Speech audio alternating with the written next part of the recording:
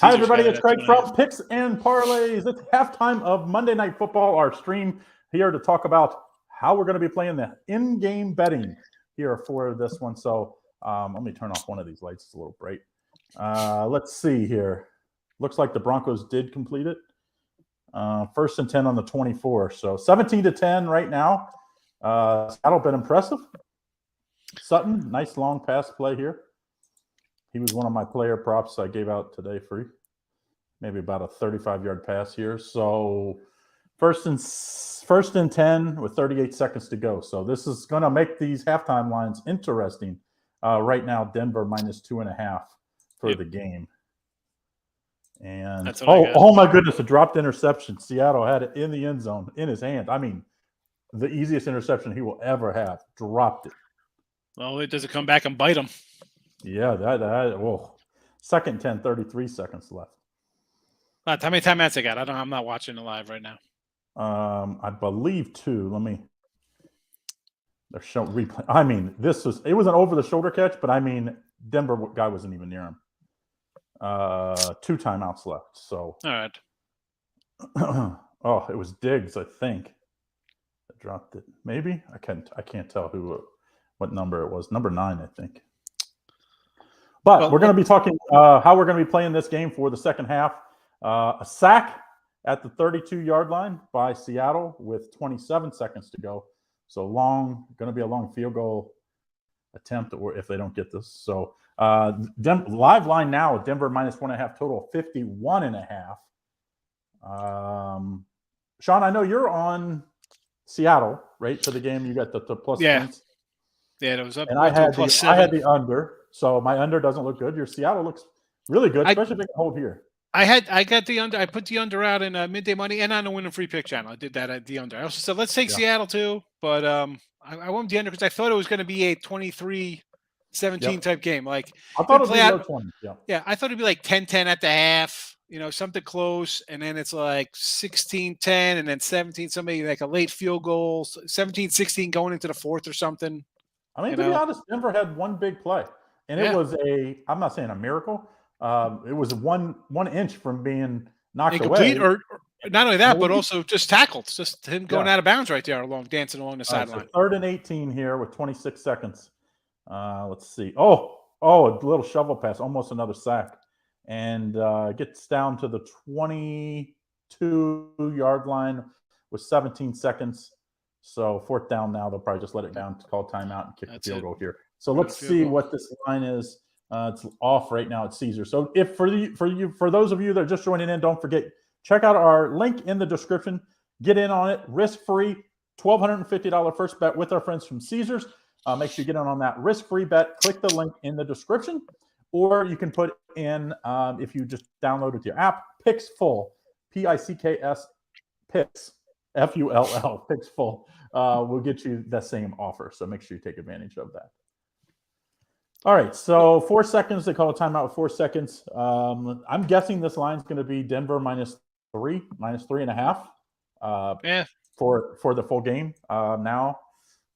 And I'm guessing that total is going to be in the mid-50s, 52, 53. But we'll see how this kick affects it. Any inclinations here? How you would play this? They called Seattle looks like called a timeout. I mean, let's just take a minute to Geno 17-18. Yeah, on the game, and a big run too.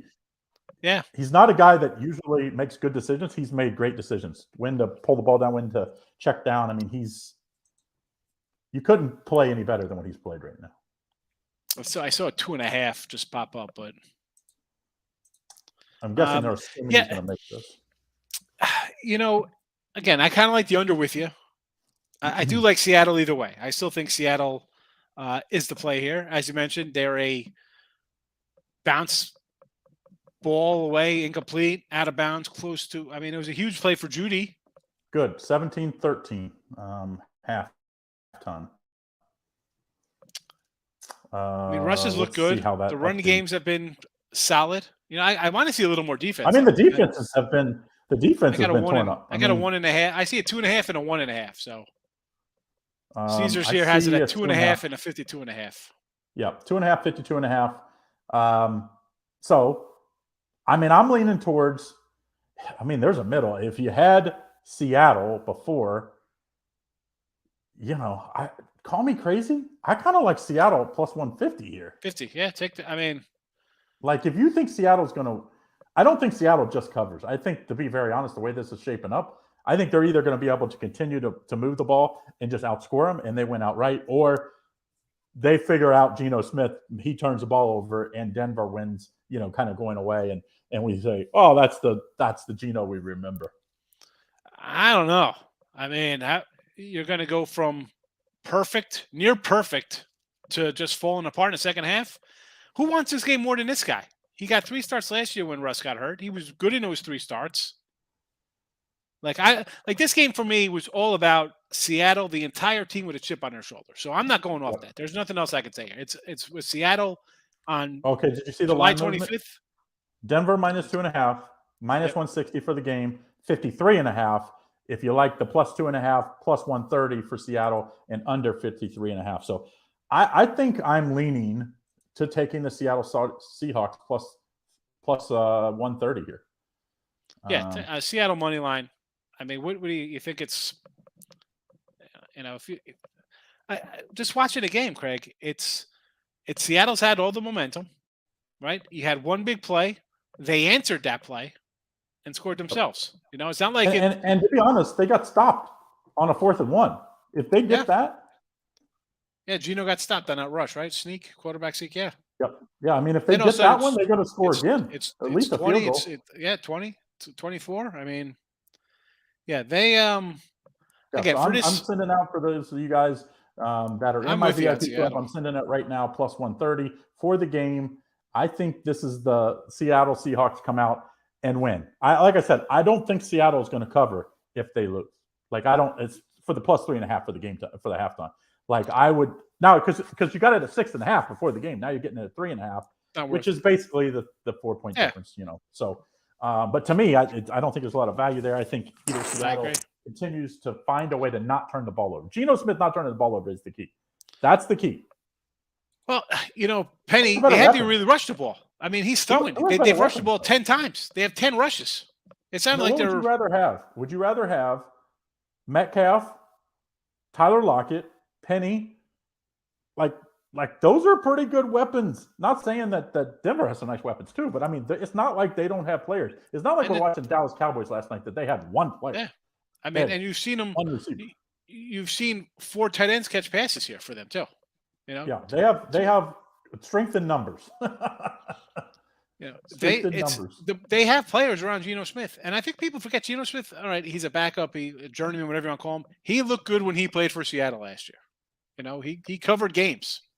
And for those of you guys that are watching, we also have a Major League Baseball game, Sean, getting ready to start. Braves at the Giants. For those of you listening in, this is what you get for. I got a pretty one of my 5-star best bets tonight. I like the under in this game, under 7 runs. I think it's going to be a good pitching matchup here. I got it as a premium. I put out the run line here with our guys in Atlanta. I think it was a 110 or only. See what I got at here. I said 3-0, 3-1 type game. So it was even money. Even money on a run line would stride around the hill. But I mean, he's been just pitching fabulous. And you got the Giants off a Sunday night game. Come on, he's been unbelievable. He's been the wild card for the Braves. Like before the season, you don't know what you get from young players. If you said we're going to get this guy for what he's done, you'd be like, I'll take it. And you're thinking Fried's going to be good. Half a game up on the Mets. Are they a game over New York? Yeah, they're because the Mets are losing again today, so Mets are going down. Oh, who's frozen? You're frozen or I'm frozen, Craig? They're a game back at the Mets. Oh, there you are. All right, you're frozen for a second there. So they're a game or they're a game back, game and a half. They're back a game and a half back. So if they win today, they'll be a game back. Because the Mets already lost.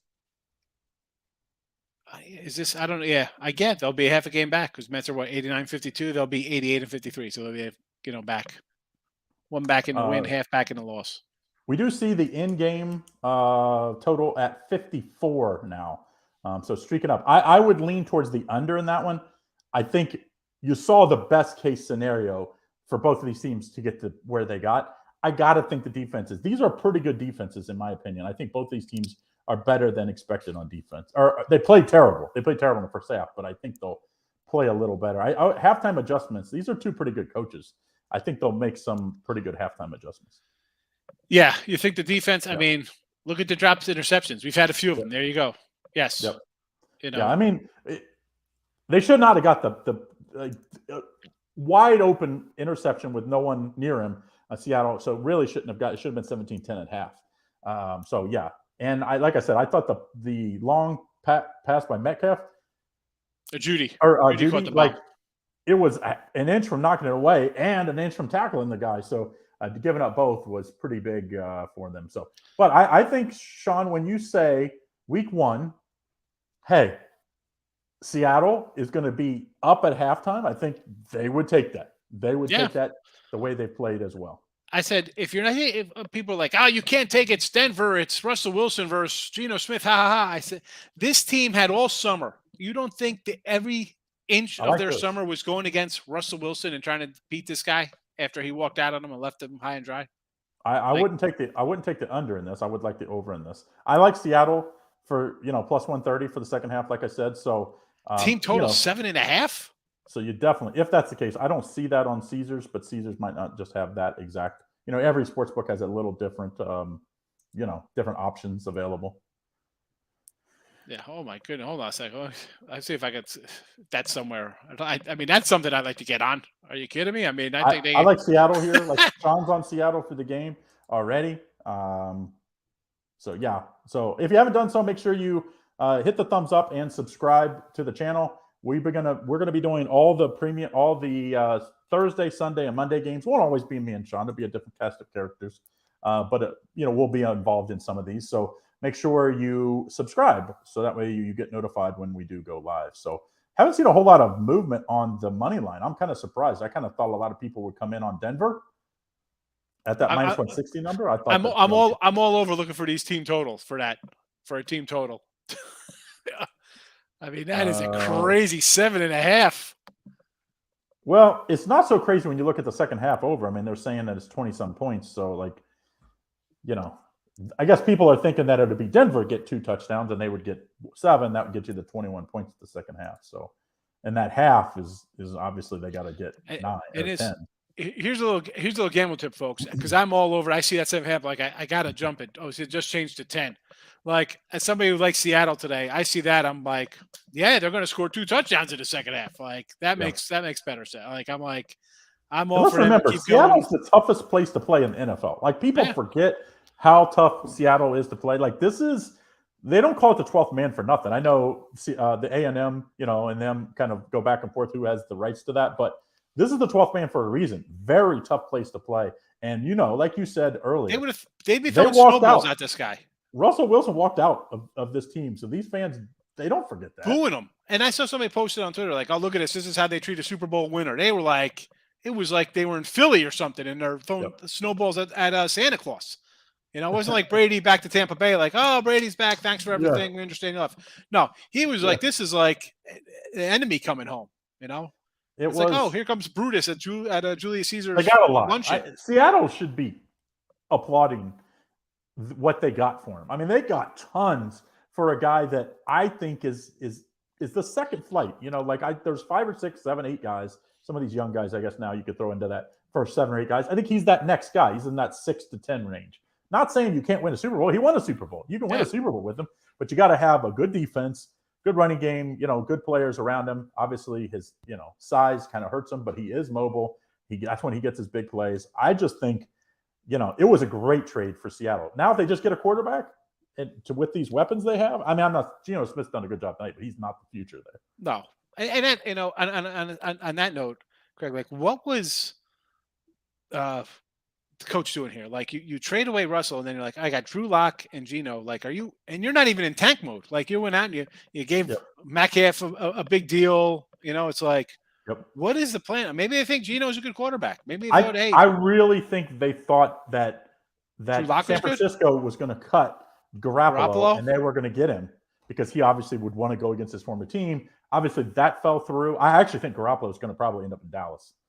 Like if you're Dallas, you've got to go out and go get him if you can. If it doesn't cost, he's on a 1-year deal, so it's like he took a big pay cut, but also I don't know. I mean, I like he's Seattle got next a no week. trade clause, so he would have to want to go there. He'd go to Dallas for a year. I mean, come on, he goes in, plays well for Dak to come back in November, December, and yes, if Dak's out 8 weeks and he goes and puts up big numbers, what is he going to be worth in the offseason? So I don't know if it's me frozen or Sean frozen. Either way. Hello? Hello?